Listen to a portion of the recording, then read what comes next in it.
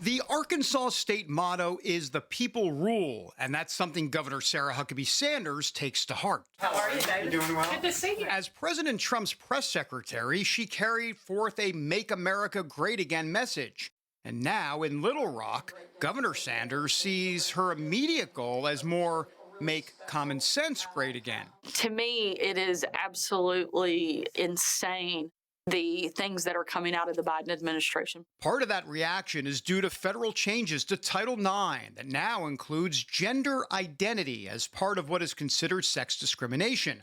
Governor Sanders says she won't enforce it, even if it means losing out funding for sports and other activities. We shouldn't need executive orders or lawsuits or pushback because there are two genders. Science is very clear on this. There are men, there are women.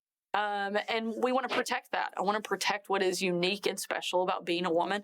And they want to erase that. And we're not going to allow that to happen. I'm a mom. I have a daughter who plays sports. And frankly, I think every single parent in the country should be outraged at what this administration is doing. Objective truth under attack here. God kind of... He did.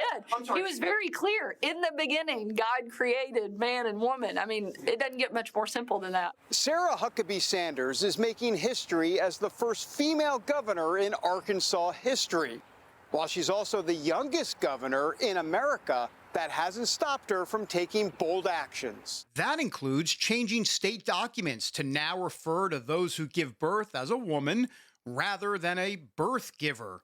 Driver's licenses will no longer have X for gender. It's either male or female now. In her fight to protect children, Sanders signed a 2023 law making it easier to sue doctors who perform gender transitions on minors after the courts blocked a state law banning those procedures. Now she's exploring ways to potentially limit a child's smartphone use. I have a 12-year-old daughter.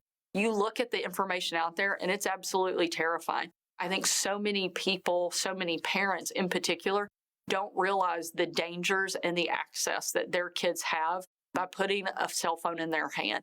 They are opening up so many access points to their kids that if they knew about, they would never allow to happen. These moves shouldn't surprise anyone, as Sanders made her perspective pretty clear when she gave the 2023 State of the Union response just a month after her being inaugurated.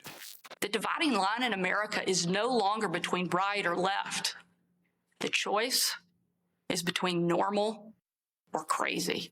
And she sees that philosophy giving her former boss a leg up in November. I think it's one of the big reasons that you're seeing Donald Trump continue to climb in the polls, because every single thing this administration does is anti-American. It's anti-who we are. What has it been like to see him in that courtroom? He's got to be going stir crazy. He doesn't sit still well. He's somebody who needs to constantly be on the go, on the move, getting things done. Nobody else could take the level of attack and criticism that he does and continue to engage in the process. I think most people would be curled up in the corner, and yet he gets up and just keeps pushing and keeps moving forward. So could Trump move forward into the White House again? A lot depends on how women vote.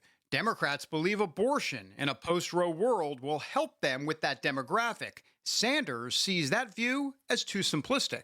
What does the Republican Party do on this issue? How do they appeal to the woman vote, the suburban vote, if you will, the suburban women vote on this? Women are voting on the economy. They're voting on the border. They're voting on national security. They're voting on whether their schools are strong, their communities are safe.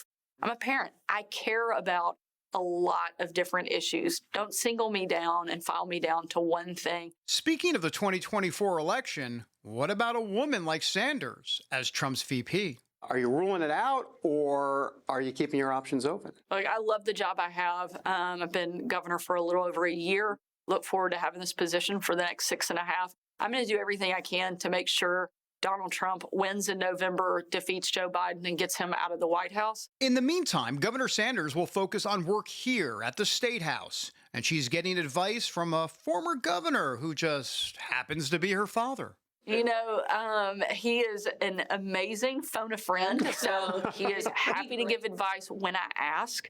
but it's rare that he will offer it without me asking. And so I try to tell him, Dad, if you see that I'm doing something I could do better or should do differently, call me. But he is very careful to let me pave my own path. It's a path that's had many challenges, including a recent bout with thyroid cancer. You're a fighter. You're now a cancer survivor. What was that experience like for you, and how did faith play a role, your Christian faith play a role in all of that? You know, it's pretty terrifying, to be honest. I can sit here today and say, by the grace of God and amazing healthcare here in the state, I am 100% cancer-free, and I feel great, and I'm very, very thankful. But it certainly gives you a new perspective on life and reminds you of what's really important. Like making a difference in people's lives, a lesson she says she learned from her parents. When you're in the chair and you're making decisions, you can take a step back and say, does this help or hurt people in my state?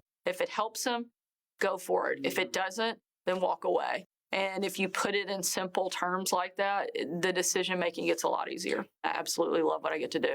David Brody, CBN News in Pine Bluff, Arkansas.